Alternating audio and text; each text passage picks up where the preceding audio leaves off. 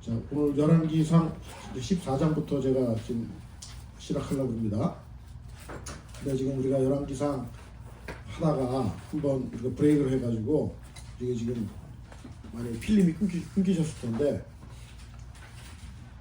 제가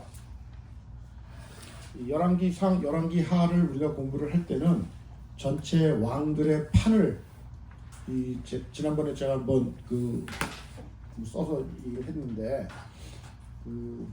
다시 한번 우리가 복습을 하는 의미에서 북이스라엘 왕, 남유다 왕이 어떻게 지금 흘러가고 있으며 지금 이게 지금 하나님께서 열왕기상, 열왕기하에서 지금 어디가 중심이 되고 있고 하나님이 지금 이 왕들을 얘기를 하는데 이 북이스라엘과 남유다에 어떤 지금 왕조를 치중하고 있는지 그런 걸 우리가 좀 볼 수 있는 전체 흐름을 알아야 돼요. 먼저 그래야지 이게 그 열왕기상 하를 읽는데 전체 큰 축을 잡고 그 디테일을 우리가 캐치할 수가 있는데 이게 아무것도 없으면은 그냥 이거 뭐 남쪽 북쪽 왔다 그냥 왔니 하나도 정신이 없어가지고 정리를 할 수가 없어요. 그래서 이게 지금 내가 다시 한번 좀 보면서 지금 할 테니까 잘 한번 따라오시고 정리를 하시길 바라겠습니다. 자, 북쪽의 왕은 여로보암부터 출발하죠. 여로보암의 아들이 누구냐면 나답이죠. 자, 나답을 누가 쿠데타로 죽이냐면은 바하사가 죽이죠. 자, 바하사 아들이 누구냐면은 엘라예요. 자, 엘라를 또 누가 쿠데타로 죽이냐면은 시므리가 죽여요. 자, 시므리는 누가 죽이냐면 오므리가 죽여요. 자, 오므리 아들이 누구냐면 아합이에요. 아합의 아들이 아하시야. 아하시야 아들이 여호람. 아니고 아합이 아니. 왜? 여호람이 아합의 둘째 아들. 아, 둘째 아들이죠. 예, 맞아. 아하시야가 아합의 아들이고 여호람은 아하시야는 후사가 없이 죽죠. 예. 그래서 이 여호람을 누가 죽이냐면은 예후가 죽이죠. 그 예후의 아들이 누구냐면 여호아스, 그 다음에 요아스, 그 다음에 여로보암 2세, 그 다음에 스가랴 이렇게 되죠. 이 스가랴를 누가 죽이냐면은 살룸이 죽이죠. 살룸을 두고 누가 죽이냐면 무나임이 죽이죠. 무나임의 다음에 하는 게 부가히야. 그리고 부가히야를 누가 죽이냐면 베가를 누가 죽이냐면 호세야. 이렇게 해서 이제 북이스라엘은 왕들이 이렇게 되죠. 그 다음에 남쪽 왕들은 어떻게 되냐면은 르호보암이죠. 르호보암의 아들이 뭐냐면 아비암, 그 다음에 아사의 아들이 누구냐면은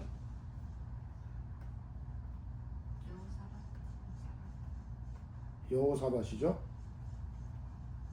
여호사밧의 아들이 누구냐면 여호람, 그다음에 아하시야를 누가 죽이냐면 예후가 죽여가지고 이 잡은 여왕이 아달랴죠. 예? 그래서 아달랴를 누가 정리하냐면 이제 요아스가 정리하죠. 요아스 아들이 누구냐면은 아마샤, 그 다음에 우시야,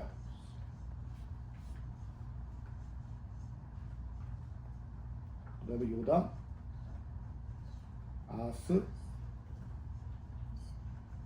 히스기야, 문하세, 아몬, 루시아, 요아스, 요아긴, 시드기야. 자, 이렇게 지금 이제 그 왕들이 지금 펼쳐지는데 그러면은 지금 여기서 우리가 지금 이거를 어떻게 지금 봐야 되냐면은 지난번에 얘기했지만 왕조가 두 개가 있다고 했죠. 이걸 우리가 오므리 왕조라고 했죠. 그리고 이쪽 한 축을 예후 왕조라고 했죠. 그래서 이 오므리 왕조와 예후 왕조가 지금 축이에요. 북이스라엘이 축인데 이 오므리 왕조하고 연결된 남유다의 집안은 여호사밧 가문이야. 그죠? 그리고 이 예후 왕조랑 연결되는 게 이 요아스부터 요단까지 여기가 연결이 되어 있는 거예요 지금 동시대로. 그리고 이제 호세아가 북이스라엘 망할 때 남쪽 왕은 누구냐면은 히스기야였죠. 이렇게 연결이 되어 있다는 거예요 지금. 그래서 이 흐름을 보고 지금 일단은 가고, 그 다음에 이 아합부터 있던 오므리 왕조 때 여기 요아스까지 이 아합부터 활동한 선지자가 누구냐면 엘리사라는 거예요. 엘리야하고 엘리사. 그래서 지금 열왕기상은 22장까지 있죠. 열왕기상, 그죠? 자, 열왕기화는 몇 장까지 있습니까? 25장이죠.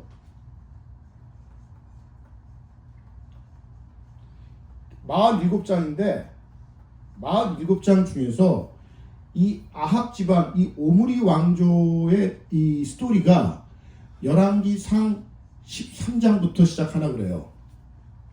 지금 13장이 아니라 14장. 네?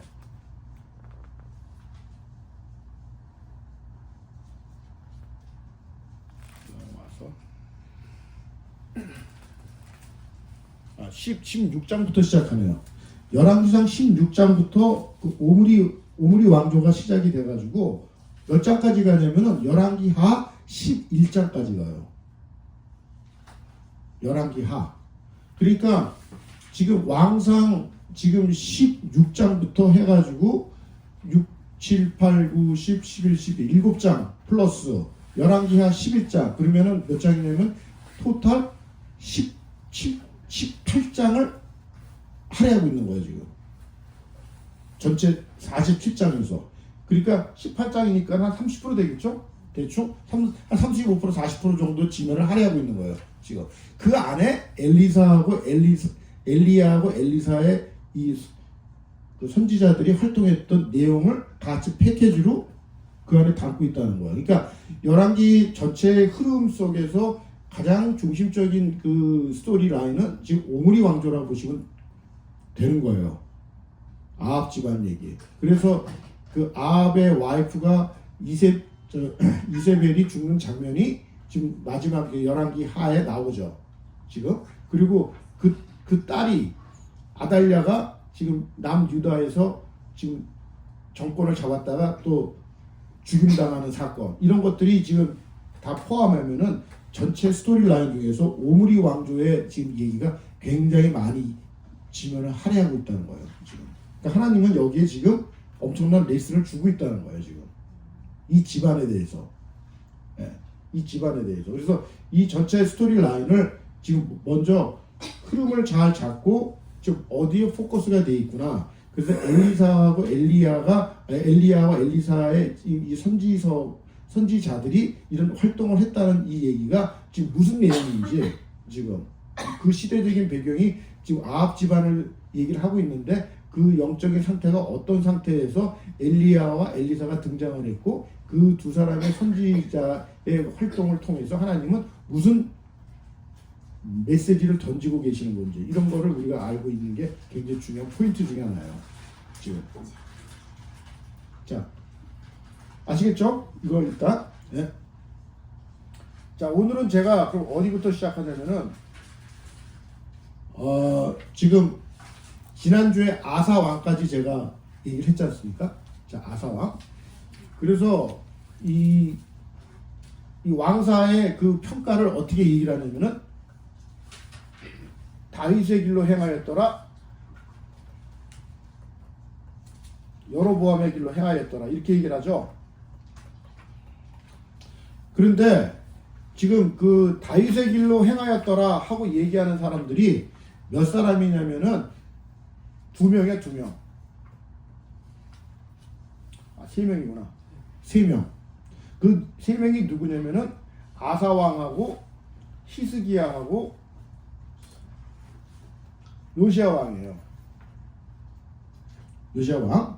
근데 이 아사 왕 지난주에 제가 얘기했지만 아사 왕이 말년에 그 얘기 드렸죠? 예, 그래서 하나님 잘 나갔지만은 다윗의 길로 행했던 그 대목으로 얘기하려고는 마지막이 좀 안 좋은 거죠. 예? 히스기야도 마지막이 안 좋았어요. 예? 바벨론 신하들한테 사역단에 왔었을 때 내탕고를 다 보여줘, 북고를 다 보여줬잖아. 그래가지고 이사야 선지자한테 야단맞잖아요. 그래서 지금 그 왕이 그렇게 한 것대로 모든 게 바벨론으로 옮겨질 거고 백성들이 다 이렇게 될 거라는 걸 예언을 하잖아요. 그래서 이 히스기야도 말년에 그런 실수를 한다고. 근데 요시야만 지금 완벽하게 지금 다윗의 길을 위해서 그렇게 큰 책망 없이 갔던 왕이란 말이에요 지금. 그래서 이 다윗의 길로 갔다는 얘기가 쉬운 게 아니란 말이에요 지금. 예? 그리고 나머지 뭐 여호사밧이라든가 이런 것 그 뭐 아마샤라든가 뭐 이런 왕들이 칭찬을 받은 왕들이 읽었는데 선한 왕이라고 했는데 그 사람들도 그 종교 개혁을 하고 뭐 여러 가지 이제 일들, 특별히 여호사밧 같은 왕도 얼마나 지금 그 우리가 볼 때 그 선한 왕으로 이제 알고 있잖아요. 근데 결정도 없이 또 실수를 하잖아. 오늘 제가 이제 그 얘기를 해줄 테니까 이런 얘기를 들으면은 전체적으로 지금 하나님 앞에서 그 잘한 면이 있지만 잘못한 부분이 굉장히 말년에 있다는 거예요. 말년에. 예? 그래서 지금 그런 것들을 우리가 좀 보면서 우리 또 인생을 되돌아봐야 됩니다. 예. 자, 지금 그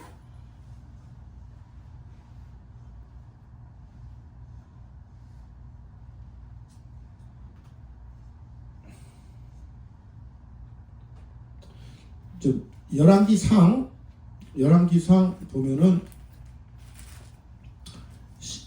10 몇 장이냐면은 지금 16장에 보면은 좀 복잡한 지금 그 적지 구조가 하나 나와요. 지금 뭐냐면은 그 바하사 아들이 엘라잖아요. 이 엘라 왕 시절에 군대 장관이 누구냐면은 시므리예요. 군대 장관이라는 거는 지금으로 말하면 국방부 장관. 예? 그래가지고 시므리가 군대 장관을 하는데 그 저 남쪽에 블레셋 진영에 있는 일군 사령관이 누구냐면 오므리야. 그래서 이 사람은 그 영역이 기프톤이라고 그래요. 기프톤 지역의 일군 사령관이에요. 그 국정 지역에.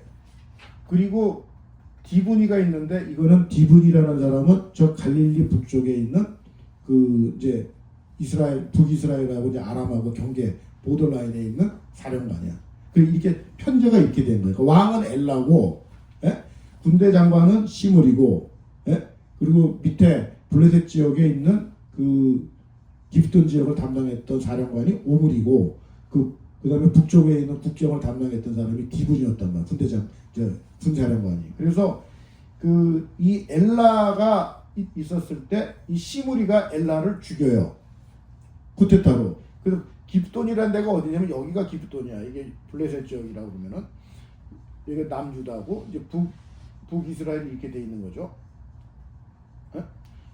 여기서 있었던 사람이 오므리야. 에? 그래가지고 이제 이 디르사라는 데서 수도였었는데 디르사에서 이 시므리가 정권을 잡은 거예요. 그러니까 이제 오므리가 인정을 안 하겠다고. 그래서 이 디르사를 포위를 해. 그래가지고 이 시므리가 일주일 만에 불을 질러서 디르사에서 자살을 해요. 그래서 오므리가 이제 이 정권을 잡은 거죠. 디르사를 죽이고 오므리가 정권을 잡았는데 이 북방에 있는 디브니가 저항을 하는 거죠. 난 너 인정 못한다고. 그래서 충돌을 또 하는 거야. 그래서 이제 내전이 벌어졌는데 그거를 이제 디브니를 물리치고 이제 오므리가 정권을 잡아가지고 북이스라엘의 오므리 왕조가 탄생하는 내용이 16장이에요. 그러니까 제가 지금 얘기한 걸 지금 가지고서 지금 이제 이 16장을 집에 가서 오늘은 내가 시간이 없으니까 이걸 다 일일이 못 읽고 그 15절부터 보면은 그 이제 쭉 그 얘기가 나오는 거야 지금. 그래서 이 15절부터 이 지금 28절까지 그래서 오므리가 이제 정권을 잡아가지고 이제 그 오므리 왕조가 탄생을 하는데 이 오므리 왕조가 탄생을 하면서 이 오므리가 했던 일 중에 하나가 뭐냐면은 수도를 디르사에서 어디로 옮기냐면은 사마리아로 옮기는 거예요. 그래서 맨 처음에 그 여로보암이 그 수도를 삼은 동네가 어디냐면은 어디예요? 알아요? 초대왕 여로보암이 수도를 북이스라엘 수도 어디로 정했어요? 응? 세겜에다 정했다고. 세겜. 여로보암이 왕이 됐을 때 수도가 세겜이었어요. 그랬다가 이제 엘라 시절에 디르사가 된 거죠. 그 오므리가 사마리아로 도읍을 옮겨서 사마리아가 이제 수도가 되는 거야. 망할 때까지. 720년까지. 그래서 사마리아가 이제 이 수도가 되는데 그 얘기는 뭐냐면은 왕권이 굉장히 강했다는 거야. 수도를 옮긴다는 게. 네? 왕권이 강하지 않으면은 옮길 수 있어요? 뭐 말들이 얼마나 많아. 네. 그래서 이 오므리가 이 북이스라엘을 정권을 잡아가지고 오므리 왕조를 필 때 이 굉장히 군사력이 강했습니다. 이 동네에 있는 그 북이스라엘의 국력이 이게 굉장히 약소국이 아니라 굉장히 강대국 중에 하나가 들어가는 게 오므리 왕조예요. 지금. 그런데 그 아수르 역사에서는 아시리아가 이제 이 메소포타미아를 장악을 했었을 때 이제 아시리아 그 역사책에 나오는 그 북이스라엘을 어떻게 북이스라엘이라고 얘기를 하지 않고 오므리 나라라고 얘기를 했다는 거예요. 그러니까 북이스라엘을 오므리 나라라고 얘기할 정도로 이 오므리 왕은 이 세계사 속에서도 굉장히 이름을 떨쳤던 당시에 그 패권 국가의 군주였다고. 그러니까 남유다는 굉장히 약소국이고. 그런데 이 오므리가 이렇게 왕이 돼가지고 이제 이 그 저기를 장악을 하고 났었을 때 자기 아들이 아합이잖아요. 이 아합이 결혼을 시키는데 지금부터 하는 얘기를 잘 들으셔야 돼. 그래서 제가 지금 아합 집안하고 여호사밧 집안하고 지금 동시에 지금 설명을 하려고 하는 거예요.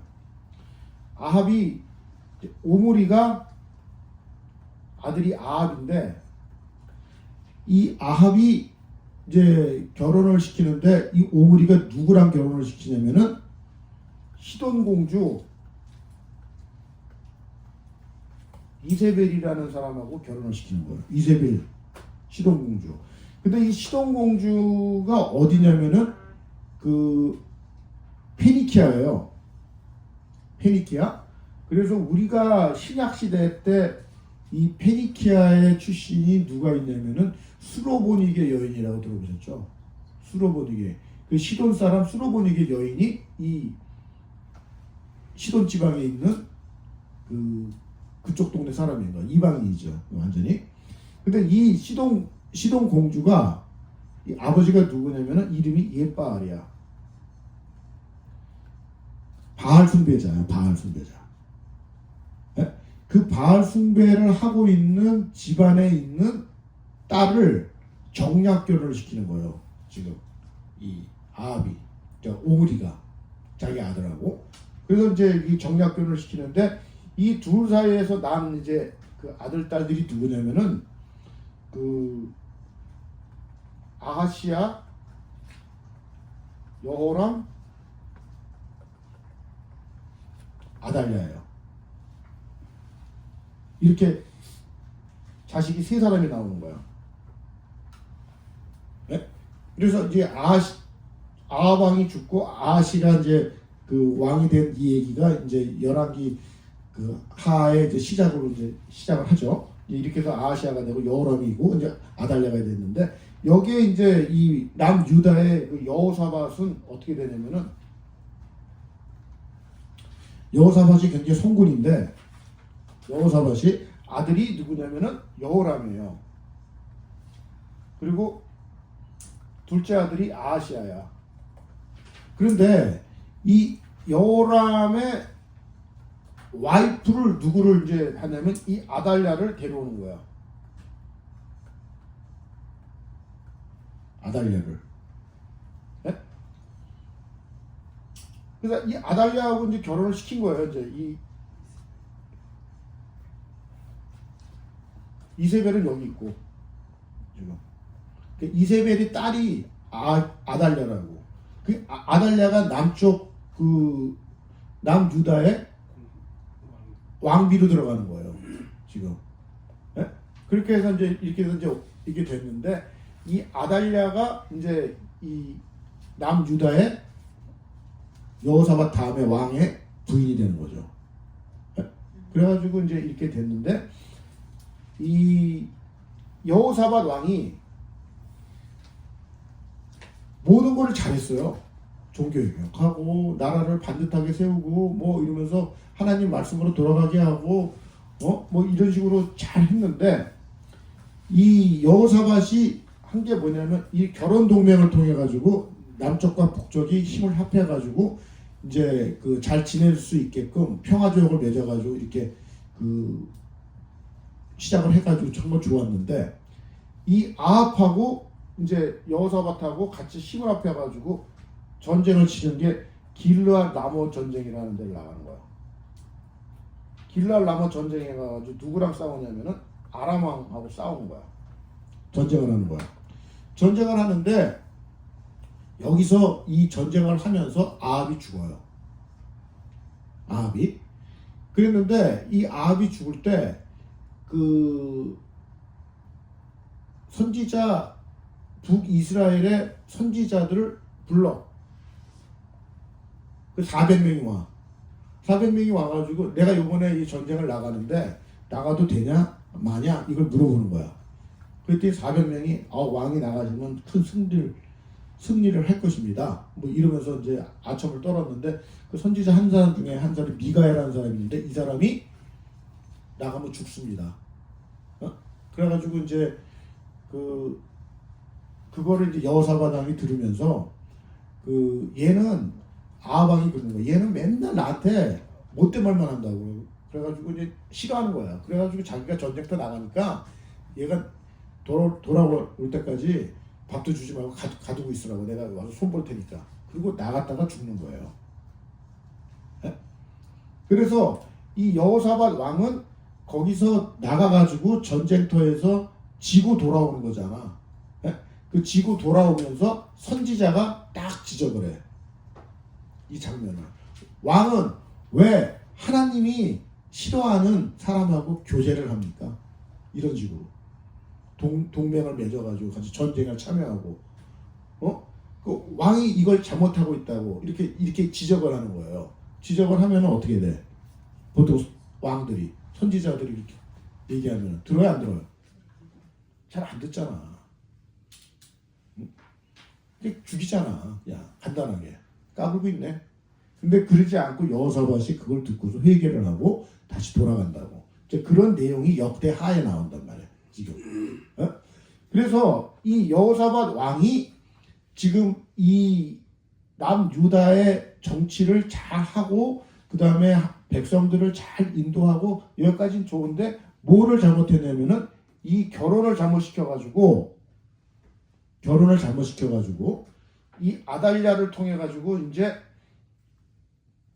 국가가 완전히 그냥 곤두박질 쳐지는 이런 사태가 발생을 해요. 자, 그러면은 내가 여기서 얘기하는 게 뭐냐면은 북이스라엘도 이 오므리가 지금 한 것 중에서 결혼을 잘못시킨 거야. 이세벨하고. 이세벨이 올 때 자기네 고향에서 850명 바알과 아세라 선지자 850명을 같이 데리고 왔어요. 그래가지고 850명을 데리고 와가지고 북이스라엘에 있는 선지자, 제사장 이런 사람들 다 잡아 죽였어. 네? 다 잡아 죽이고 남아있는 사람들 다 숨게 만들고 그 영적으로 그 금송아지를 섬기고 있잖아요. 일단 기본적으로 금송아지를 섬기고 있는 이 북이스라엘에다가 이 바알 신앙을 집어넣은 거예요. 국가 정책으로. 그리고 여호와를 섬기고 있는 제사장 선지자들 다 잡아 죽이는 거야. 그러니까 어떻게 돼요? 국가의 정책이 이 종교 정책이 어떻게 돼요? 완전히 이방화가 되는 거예요. 그런 여자가 들어온 거야. 왕비로. 그래가지고 이 여자 한 사람 때문에 나라 전체가 이방 나라가 되는 거야 지금. 여자 이기는 남자가 없다고 그랬잖아.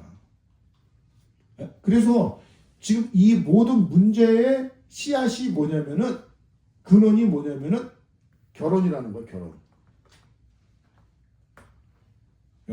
이걸 누가 결혼 잘하라고 누구부터 얘기한 거예요? 아브라함부터 시작하잖아. 응? 자기 그 아들 이삭 결혼할 때 절대 가난한 여자 안 된다고 하면서부터 시작한 게 결혼 얘기잖아. 모세가 지금 얘기한 게 신신당부한 게 뭐예요? 죽으면서 결혼을 섞이지 말라는 거 얘기하잖아. 그래?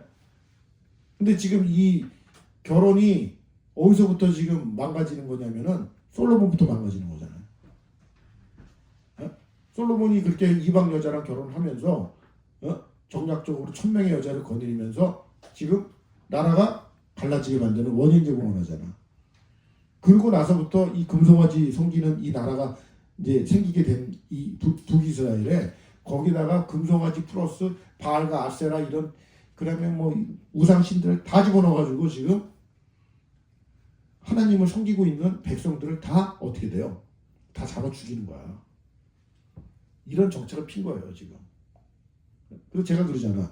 지금 우리가 결혼을 시킬 때 그 우리 입장으로 며느리가 들어오고 사위가 들어오는 게 그냥 사람만 들어오는 게 아니라고. 역적으로 보면 그 사람이 섬기고 있는 귀신 단지까지 같이 갖고 들어오는 거라고. 그렇게 얘기를 하잖아. 그러니까 그게 이런 얘기예요 지금. 예. 그러니까 이 당시에는 더했다는 거야. 이 고대 시대 때는 자기네들이 고향에서 섬기고 있던 신들이 다 있는 거예요. 그런 신들을 다 각각 들어와가지고 자기가 시집 와가지고 그걸 섬기고 있으니 남자가 그거를 어떻게 결혼했는데 애 낳고 그랬는데 어떻게 그걸 물러 받아야지. 그래서 다 망가지는 거라고. 지금 이 망가지는 게 보통 망가지는 게 아닙니다. 그래서 제가 그때 얘기했잖아요.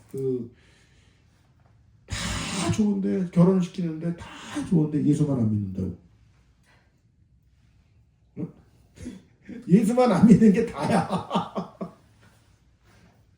우리 그렇게 생각해야 됩니다.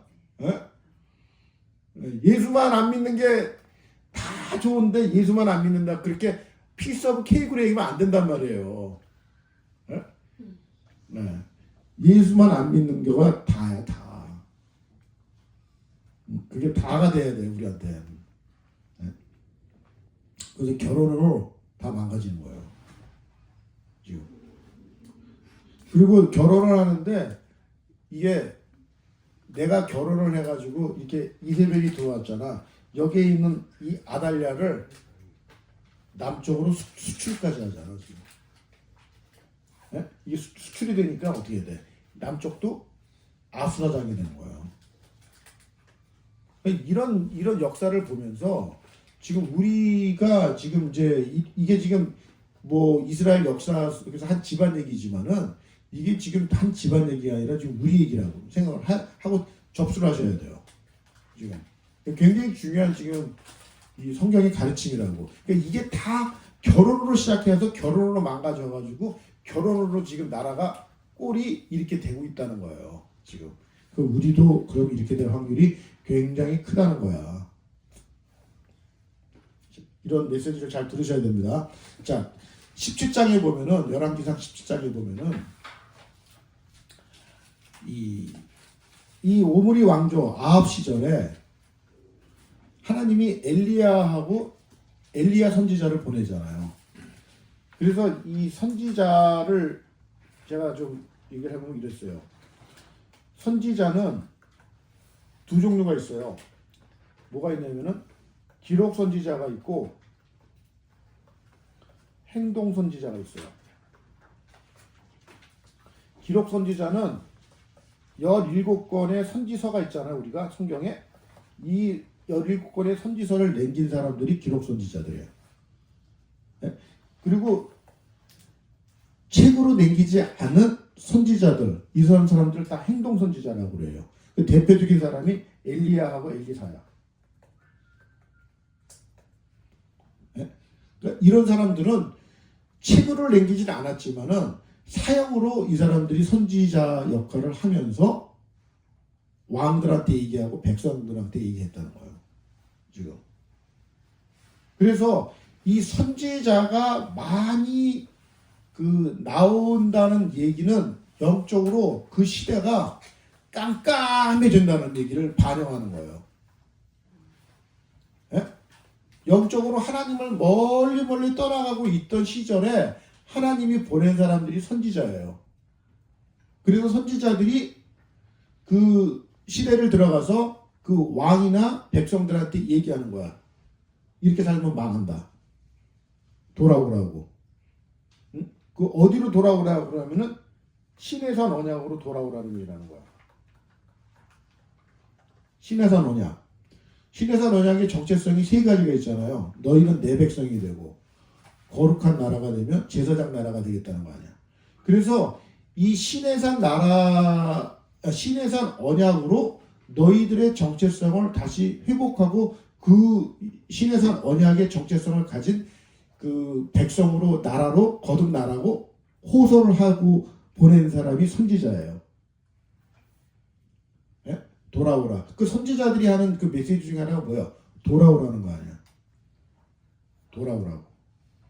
그 돌아오는데 어디로 돌아가냐면 시내산 언약으로 돌아오라는 거야. 그 시내산 언약의 골자가 뭐냐면은 나는 너희의 하나님이 되겠고 너희는 내 백성이 되겠다는 거야. 지금. 예? 그래서 그 정체성으로 돌아와서 자기 위치를 찾고 회복하라는 거를 얘기해 주는 사람이 선지자라는 거야. 지금. 근데 선지자들이 가서 얘기를 할 때 대부분 왕들이 어떻게 하냐면 다 죽여요. 말 듣는 사람이 거의 없어. 심각성이 없기 때문에 그냥 그냥 대충 하다가 그냥. 그래서 지금 이런 각도에서 우리가 이제 에레미야 같은 거를 보면은 에레미야가 얼마나 많이 진짜 핍박을 당하고, 예? 그 예루살렘에 가서 그 당시에 그 선지자들 중에서도 왕실 선지자들이 있어요. 이게 신정 국가이기 때문에 왕 옆에 선지자들이 있어. 그 왕실 선지자고 그래. 그 대표적인 사람이 나단 선지자 같은 사람이잖아요. 다윗한테. 근데 그 에레미야 시절 같은 경우에는 그 이제 나라가 이제 망하기 일보 직전까지 가는 지금 역사의 배경이기 때문에 이 왕들이 굉장히 불안한 거야. 국제 정서도 불안하고. 그러니까 이 선지자를 옆에 두고서 이 코칭을 받는 거예요. 받는데 이 사람들이 다 귀에 좋은 말만 해주는 거야.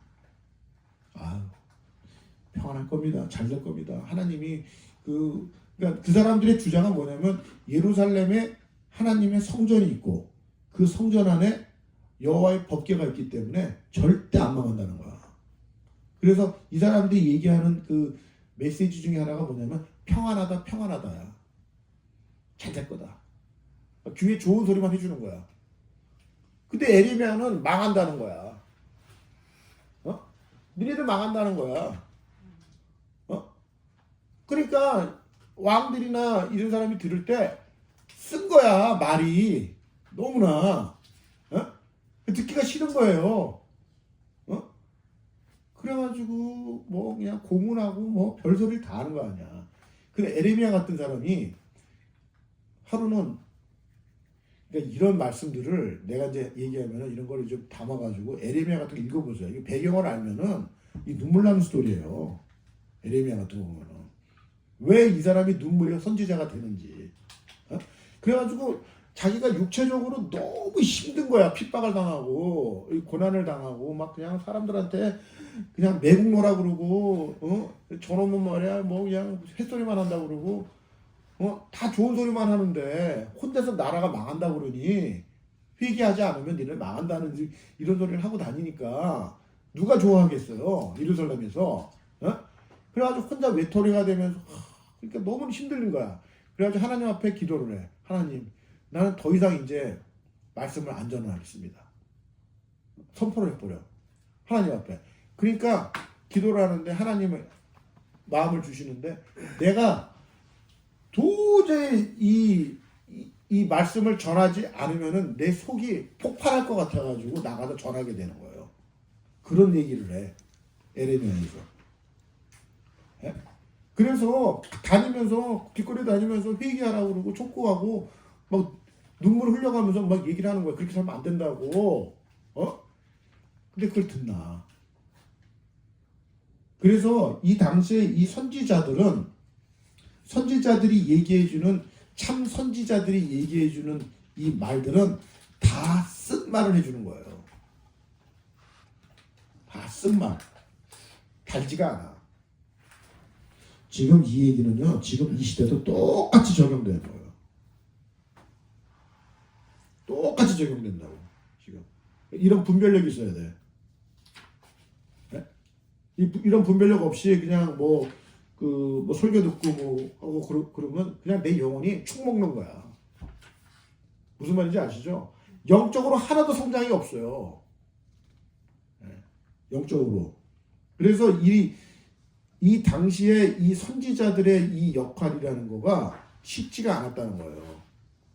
그래서 이 말을 가감없이 그대로 가서 왕들한테 전하다가 잘못하면 죽잖아. 생명을 담보하는 거예요, 지금 이게. 그런 사명감으로 말씀을 전했다는 거야. 그런 입장에서 이 이제 선지서들을 지금 우리가 이제 6월달에 이제 제가 이제 보강을 할 때 이제 그렇게 좀 같이 이제 좀 보면서 또 정리를 해야 됩니다. 자, 엘리야가 이제 등장을 하는데 이 엘리야는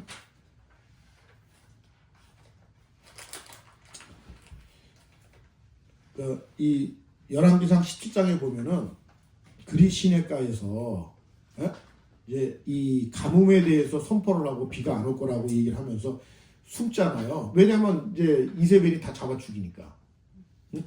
그래가지고 숨는데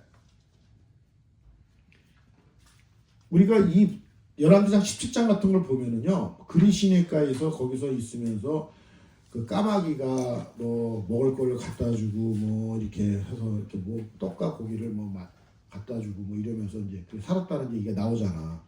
예? 그러면 이제 이런 본문을 들으면은 굉장히 우리가 이렇게 볼 때 어떤 식으로 본다면 굉장히 낭만적으로 생각을 해요. 이런 본문을 보면은 이게 낭만적으로 생각하면 안 돼. 그러니까 지금으로 말하면은 엘리야는 홈레스야. 예? 누가 봐도 돈도 없고 허접해. 뭐 그런 스타일의 사람이에요. 근데 이렇게 뭐 우리가 영적으로 뭐 보면은 뭐 굉장한 어떤 그런 것처럼 보이지만 그런 거 다 빼고 그냥 에스리즈를 보면은 이분은 그냥 단순하게 홈리스처럼 보이는 사람이에요. 근데 하나님이 이 그리시나까지부터 이 엘리야를 먹이시고 공급하시고 이거를 하시는 거야. 그러니까 엘리야가 이거를 경험을 하는 거예요. 엘리야가 이걸 경험하면서 하루는 그 시돈이라는 건 이세벨의 고향이잖아. 에? 지금 체포령 떨어진 거야 지금 선지자들은. 그러니까 이제 숨어야 되니까 시돈에 가는 거예요. 시돈에 가서 그 과부집에 들어간 거야. 아니 그 가더라도 좀 돈 많은 과부집 가면 얼마나 좋아. 그냥 더 가난한 과부집에 가가지고 그냥 딱 먹고 죽으려고 하는 거 그걸 자기한테 바치라고 그러면서 이 사르밧 과부를 지금 접선을 하고 있는 거 아니야. 어? 그랬는데 이 사르밧 과부 이분도 보통 사람이 아니죠. 그 예수님이 그 이 사르밧 과부하고 아람 왕 군대 장관 나아만 얘기를 예수님이 인용해서 그 말씀하시잖아. 그거 아시죠? 몰라? 아씨, 모르면 어떡하냐. 대화가 진행이 안 되는데. 예수님이 그 얘기를 해요. 수많은 과부들이 있는데 그 당시에 그 먹을 거가 떨어지지 않은 사람은 딱 사르밧 과부 한 사람이라는 거야. 수많은 문둥병자가 있었는데 고침받은 사람 나아만 장관 한 사람이라는 거야. 네? 그런 식으로. 네? 그러면서 뭐라냐면 예수님의 의도는 그 당시에 얘기하는 그 의도는 뭐냐면 이방인들을 위해서 이게 그 복음이 나간다는 얘기를 빗대가지고 설명하려고 이 두 사람을 끌어내서 얘기하는 거예요. 지금. 근데 하나님의 입장으로 얘기하려면 이 사르밧 과부한테 엘리야를 보내서 정말 이 가난한 집에 보낸 거야. 엘리야도 홈레스인데 그런 집에 붙어서 지금 먹고 사면서 이제 이걸 경험하는 거야. 먹을 거가 떨어지지 않게 하고 그 아들이 또 죽었잖아요. 그걸 살려내잖아. 이런 과정을 쭉 겪게 만든 거야. 그래가지고 그 엘리야가 마지막에 가는 곳이 어디냐면은 어디입니까? 어디로 보내죠 하나님이?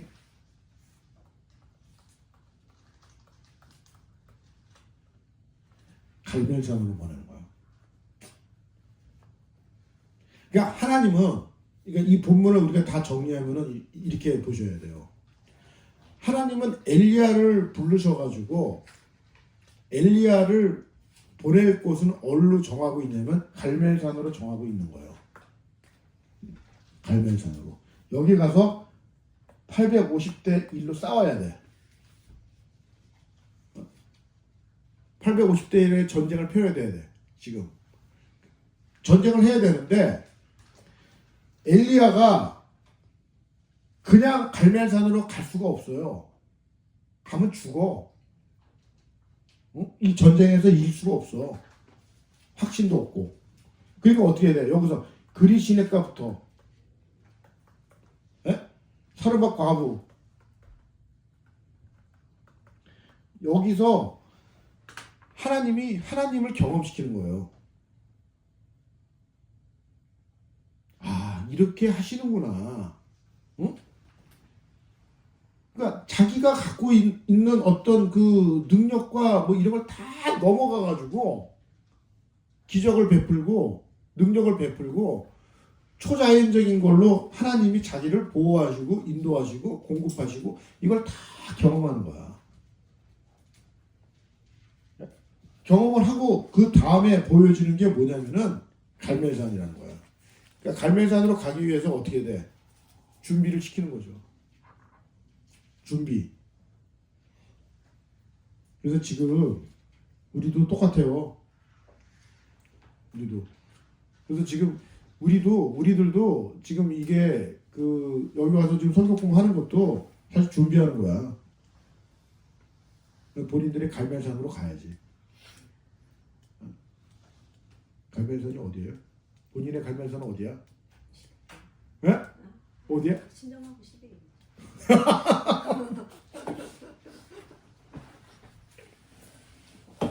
전쟁을 해야 됩니다. 전쟁하러 가야 돼.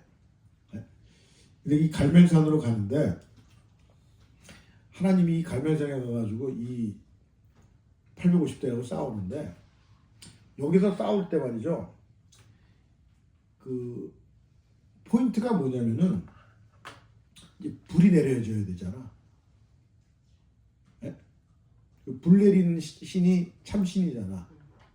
이걸 하는데 이 850명이 뭐 그 저기 뭐야 재물을 얹어놓고 뭐 그냥 지네들끼리 뭐 그냥 뭐 쿵짝쿵짝하면서 뭐 결론적으로 나중에는 막 불이 안 내리지니까 어떻게 해요? 몸에다가 자해를 해요. 칼로 막 피가 나오고 난장하고 뭐 엘리야는 솔직히 말해서 그냥 아유 놀고 자빠졌네 이런 식이야. 답을 아니까. 어? 그래서 이제 불이 안 내려. 응? 그렇게 목소리 높여가지고 뭐 신을 부르는데 어? 엘리야가 이제 자기 그 순서가 돼가지고 이 제단을 쌓는데 이 엘리야가 제일 먼저 한 게 뭐냐면은 이 말이 참 내가 그 가슴에 참 눈에 들어오더라고. 무너진 여호와의 제단을 먼저 수축한 거예요. 뭐 제단을 새로 쌓은 게 아니라 무너진 제단을 다시 수축한 거라고. 이거를 먼저 한 거예요. 무너진 제단을 수축했다는 거야. 엘리야가. 그래가지고 도랑을 파고 거기다가 재물을 얹어놓고 지금 대낮에 이게 뭐 태양빛에다가 뭐 열이 이게 이글거리는 대낮에 뭔가를 불을 붙이려고 그러면 재물에다가 뭘 뿌려야 돼? 예? 기름 뿌려야 되잖아. 근데 뭘 뿌려요? 예? 예, 물 뿌리는 거야.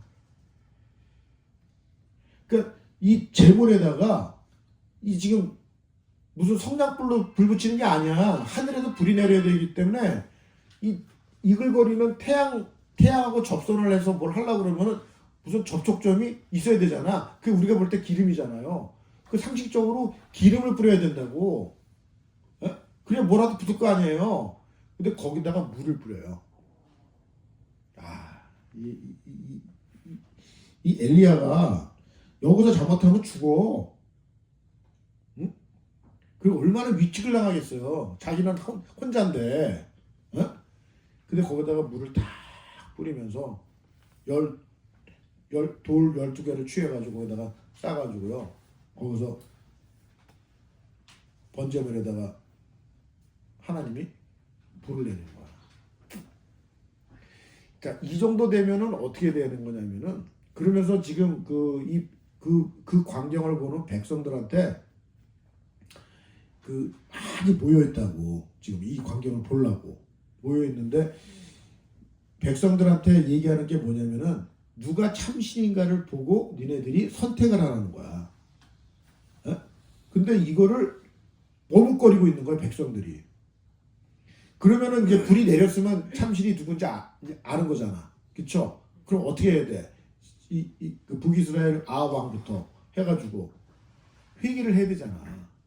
우리가 정말 잘못된 신관을 가졌구나. 어? 그래가지고 이 참신이 엘리야가 말하는 여호와 하나님이구나.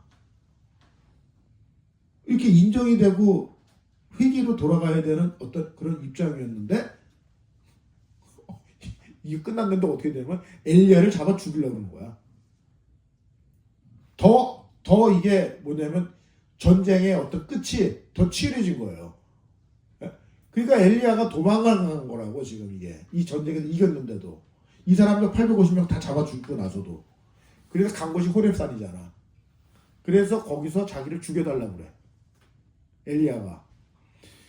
지금 이런 사태가 벌어지는 어떤 일이 발생을 한 건데 이게 지금 아합 시대의 지금 영적인 상태예요. 지금. 그러니까 이 엘리야는 자기의 어떤 이 사역이 우리가 말하는 사역이라고 하면은 지금 여기서 뭔가를 자기가 모멘텀을 잡아가지고 북이스라엘의 이 갈멜산 전투에서 지금 850대로 싸워서 이겼으니까 그 사역의 열매가 자기한테 돌아오기를 바랬는데 뭐냐면 사역의 열매가 아니라 뭐예요? 죽음의 위협을 당하는 거예요. 지금 거꾸로. 그래서 하나님 앞에 기도라는 게 날 죽여달라고 그러는 거야. 그러니까 이거는 뭐냐면은 일종의 약간 반항이야, 반항.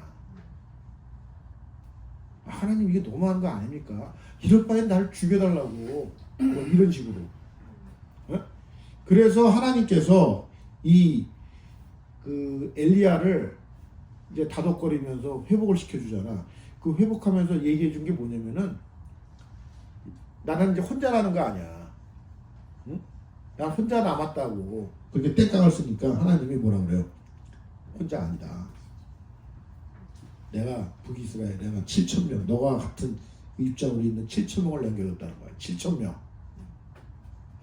바알에게 무릎 꿇지 않는 7,000명.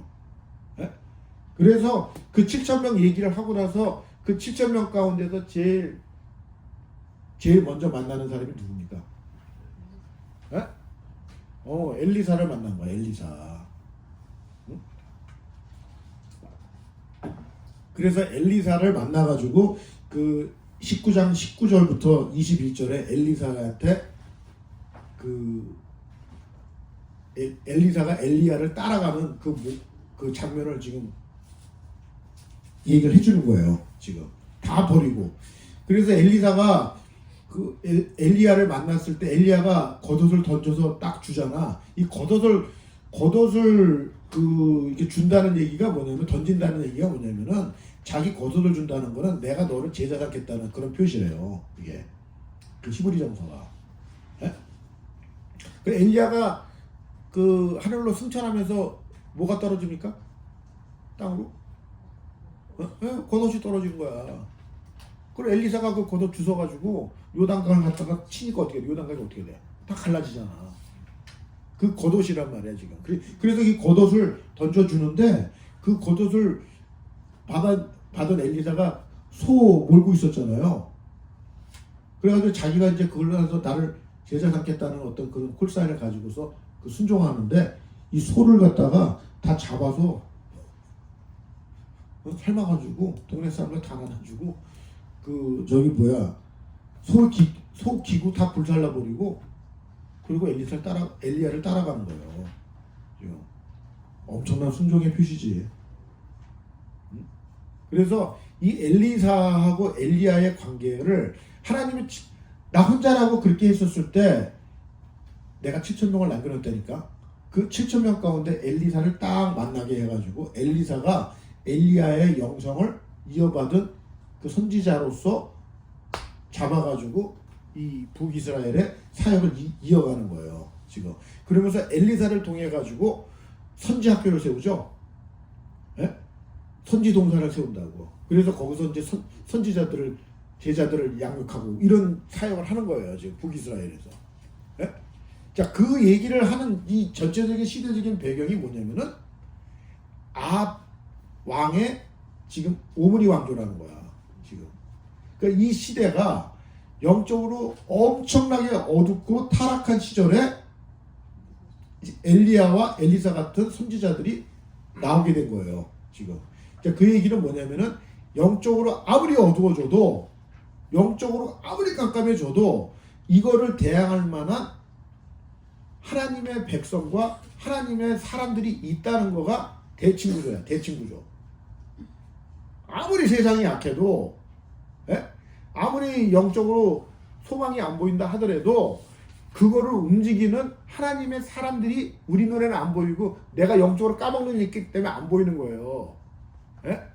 우리 주변에 그런 영적인 사람들이 반드시 존재한다는 게 있다는 거야.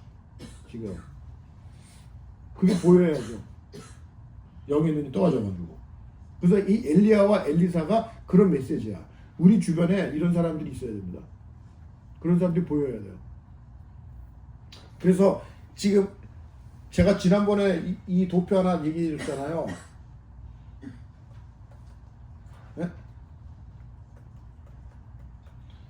이 중요하다고. 항상 이 나지만 이게 왕이야. 왕 옆에 항상 이런 사람이 있었다는 거예요. A가. 바른 말 해주고 영적으로 가이드를 주는 사람 A가 있었다는 거야. 근데 이 사람들이 허접해. 그래서 왕이 얘네들을 다 죽여. 그리고 B를 택해.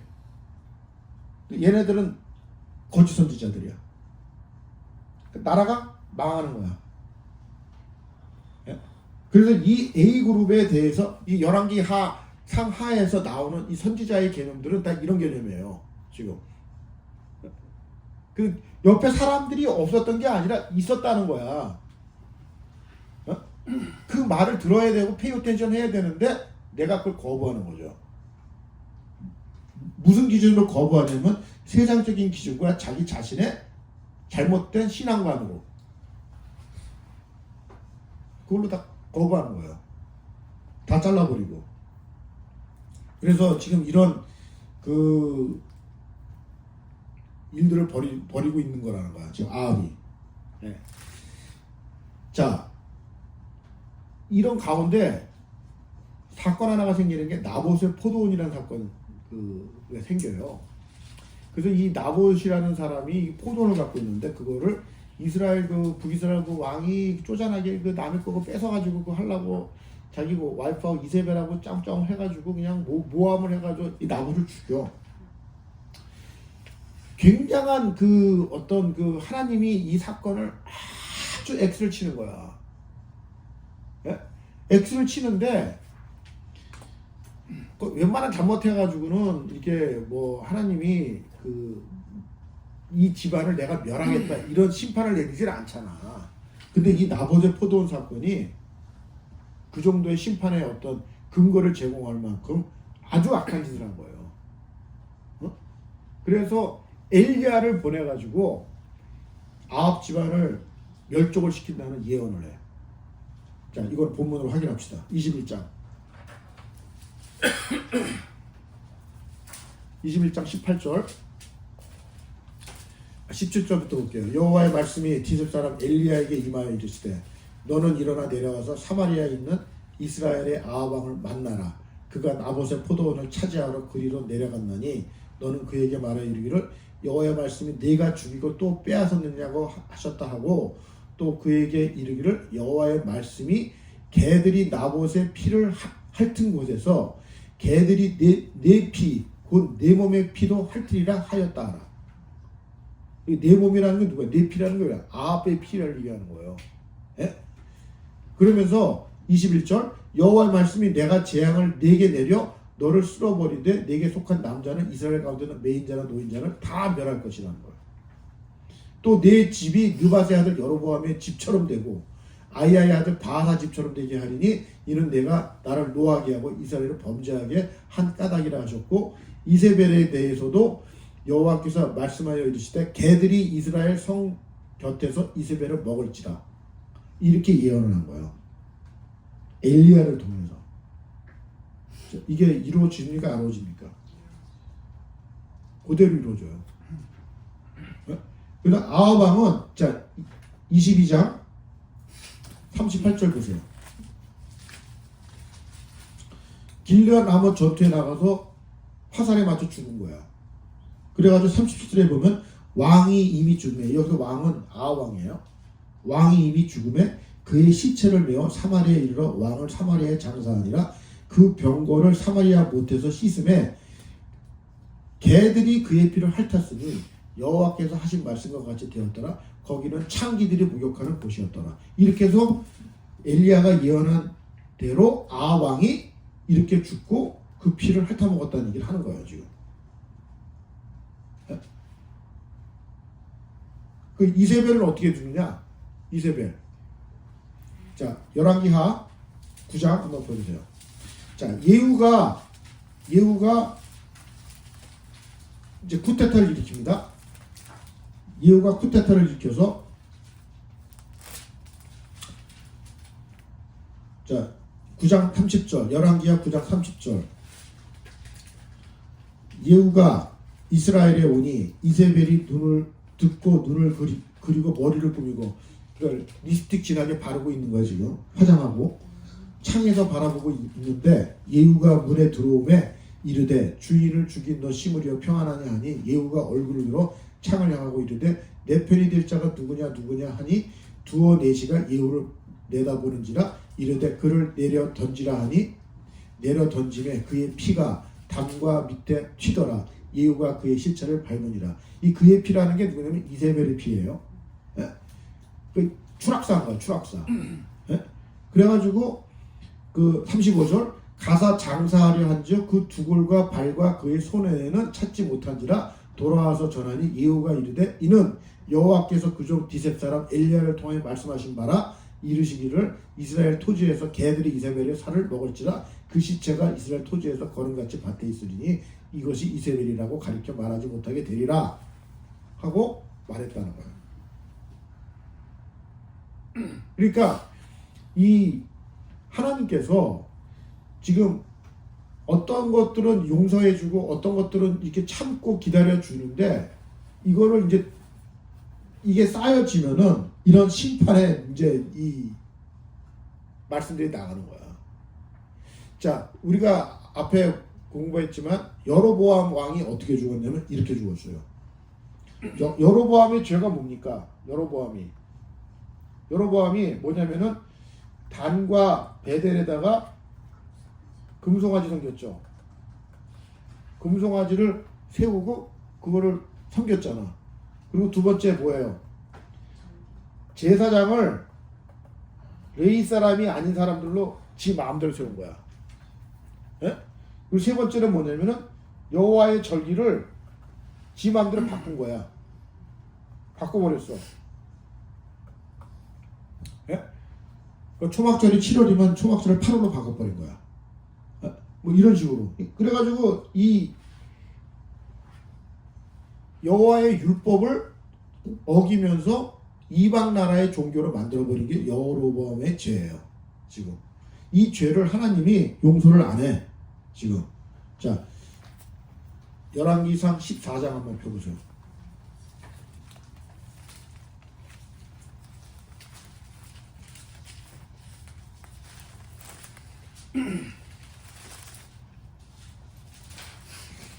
열왕기상 14장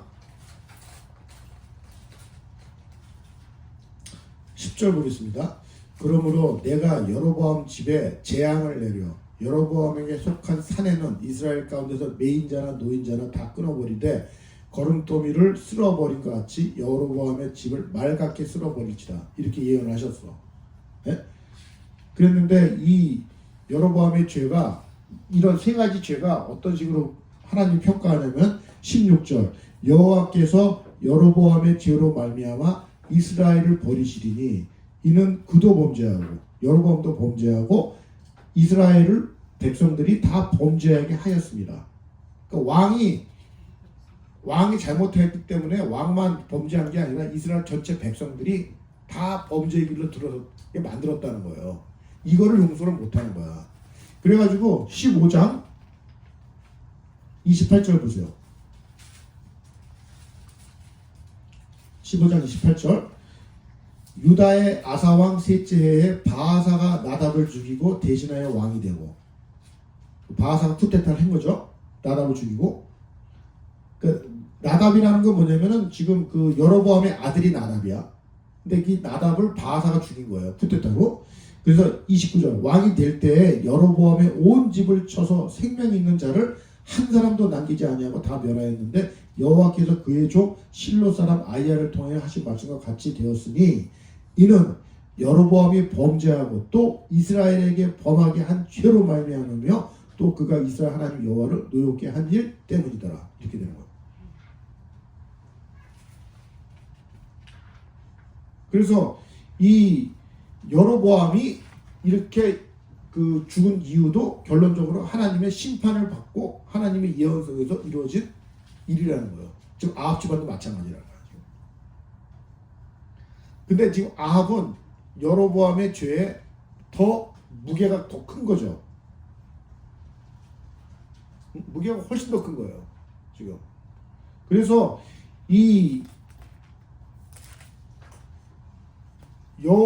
그 아합 왕은 지금 이 국가 정책을 그 와이프의 코칭을 받아가지고 이세벨의 영향을 받아서 지금 이 나라 전체가 이방인 나라가 되게끔 하는 결정적인 역할을 하기 때문에 지금 하나님으로부터 용서를 받을 수가 없는 죄를 진 거예요.